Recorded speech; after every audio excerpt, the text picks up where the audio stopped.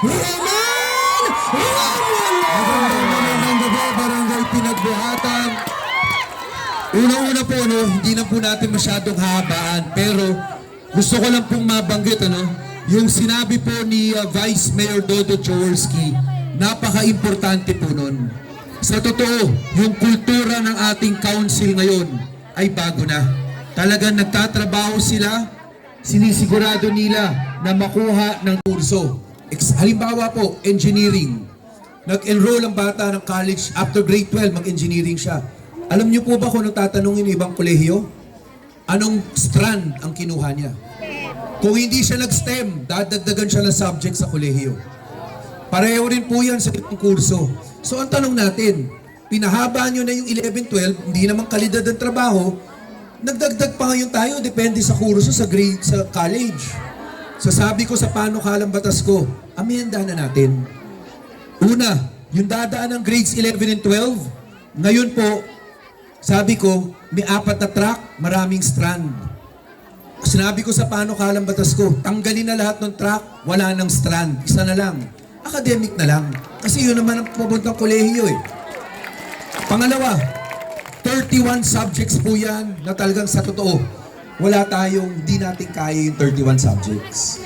Hindi sapat ang teachers natin. Sabi ko, bawasan na yung 31. 8 na lang.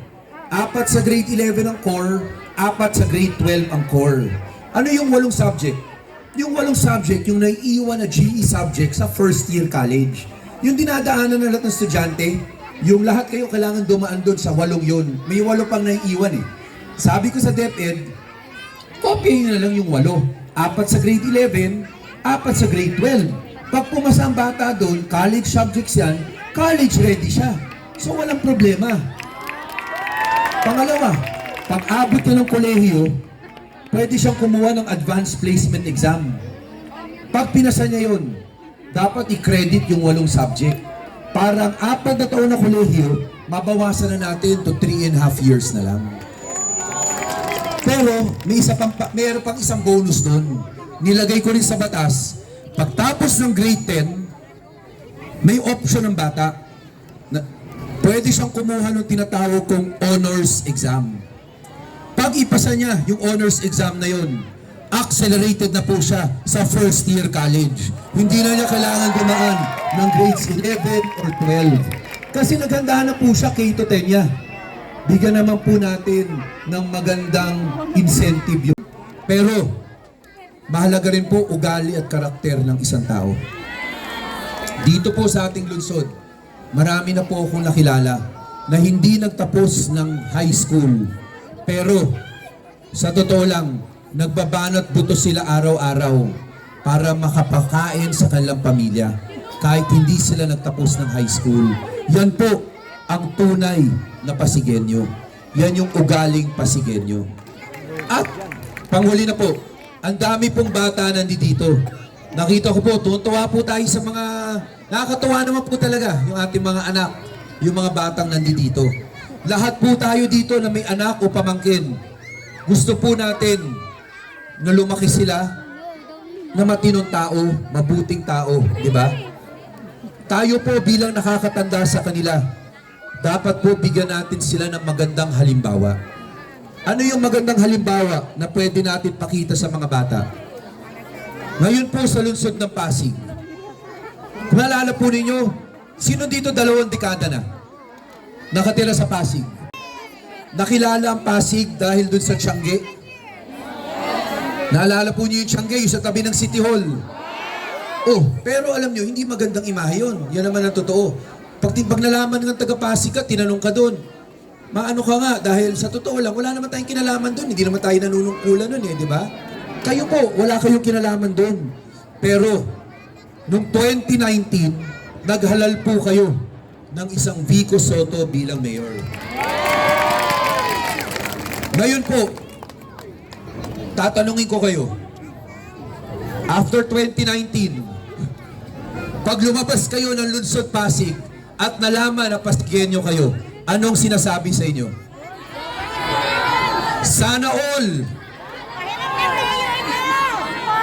Sasabihin, ang galing ng mayor ninyo, sana ganito rin yung mayor namin. Yan ang totoo. Dahil po dyan, yung imahe bigla ng Pasig ngayon, naiba na. Mapapakita sa kanila na pag ikaw ay mabuting tao, gumawa ng tama para sa lungsod mo, sa bayan mo, paparangalan ka ng iyong lungsod. Kaya, sa darating na halalan, maasahan po ba namin straight Giting, anim na konsehal at Vice Mayor Dodot. Magandang gabi, Barangay Pinagbuhatan, mabuhay po, lungsod ng Pasig. Na ganito, bago mag-eleksyon, habang naglalakad po, bigla na lang inatake. So medyo. So namatay po siya. Pumili kung gusto niya sa langit o sa impyerno. Sabi ng tao, siguro ito after a while mapapagod ako. Sabi sa kanya, ano mahilig mo? Gusto mo sports stadium? Meron rin kami dito, sabi niya. Sabi niya, ang galing lahat na lang nandito na pala. Sabi niya, paano kunyari, dito ba meron nagkakasakit? Sabi sa kanya, walang nagkakasakit dito, pero may hospital rin kami. So walang problema. Sabi niya, ang ganda talaga dito. So buong gabi, kain siya ng kain, kwentuhan po sa mga barkada niya, tuwan-tuwa siya. Pero napagod rin siya. So bila nakita niya may kama, sabi niya, higaan ko sandali. Paghiga niya, sobrang lambot, ang ganda raw. Nakatulog siya. Eto na, pagising niya, karap na niya si San Pedro ulit. Kasi ito na sabi sa kanya ni San Pedro, kailangan ka na pumili, kailangan ka na bumoto. Saan ka pupunta? Langit o impyerno? Sabi ngayon ng tao, alam mo, San Pedro, gusto ko talaga langit dati pa. Pero ang ganda pala sa impyerno. Nandun lahat ng barkada ko, pinakita sa akin, lahat, tas ang pagkain, ang dami. Ang sarap-sarap. Sabi niya, pasensya na, San Pedro pero yung nakita ko kasi, yung sinabi sa akin, doon ako pupunta na lang, sa impyerno na lang. Sabi ni San Pedro, sige choice mo yan. Sige, yes po. Ikaw na, pumasok ka na. Dating siyang elevator. Prines niya, ay, impyerno. So baba na. Excited na siya. Naku, kakain ako. Gutom eh. Tapos mabarkada niya, makikita niya. Pagbukas ng pinto, nagulat siya. Ang dilim. Ang init. Tapos, parang... Pero, eto pa, maiksi na lang po. Ako po'y congressman. Ang trabaho ko, magsulat ng batas. May binibigay po akong pink na pamaypay. Nakasulat po dyan lahat ng batas na tayo ang nagsulat.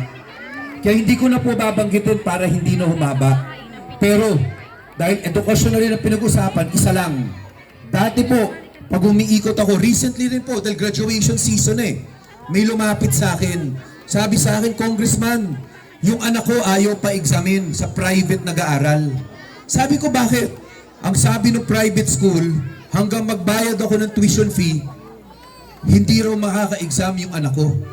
Sabi ko sa kanya, Manong, tingnan